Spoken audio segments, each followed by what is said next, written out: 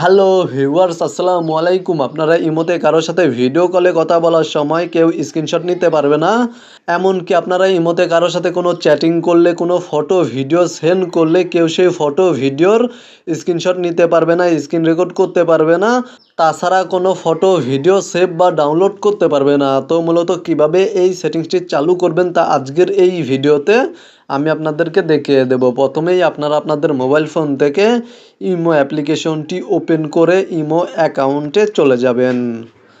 দেন আপনারা ওপরে প্রোফাইল আইকনে ইমো অ্যাকাউন্টের প্রোফাইল আইকনে ক্লিক করবেন এবং এখানে দেখতে পাচ্ছেন সিকিউরিটি অ্যান্ড প্রাইভেসি নামে একটি অপশন রয়েছে, এই অপশানে ক্লিক করবেন।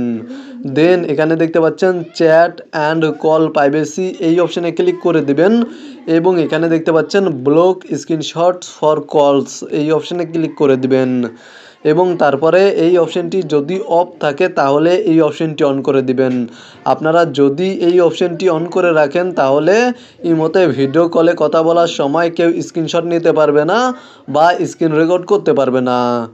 এবং এই অপশান থেকে ব্যাক করার পরে এখানে দেখতে পাচ্ছেন প্রাইভেসি চ্যাট নামে একটি অপশান রয়েছে, এই অপশানে ক্লিক করে দিবেন এবং এখানে নিচে দেখতে পাচ্ছেন ইনেবল নামে একটি অপশান রয়েছে, ইনেবল অপশানে ক্লিক করে দিবেন।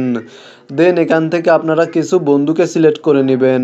আপনারা এখান থেকে যেই বন্ধুকে সিলেক্ট করে নেবেন বা মার্ক করে নেবেন, দেন নিচে দেখতে পাচ্ছেন টিক মার্ক, এই অপশানে ক্লিক করে অ্যাড করে নেবেন, প্রাইভেসি চ্যাটে অ্যাড করে নেবেন আপনাদের সেই বন্ধু আপনাদের ইমো চ্যাটের, মানে আপনারা তাদের সাথে যেই মেসেজগুলো করবেন সেই মেসেজগুলোর স্ক্রিনশট নিতে পারবে না এবং আপনারা কোনো ফটো ভিডিও পাঠালে সেই ফটো ভিডিও সেভ বা ডাউনলোড করতে পারবে না, স্ক্রিন রেকর্ড করতে পারবে না।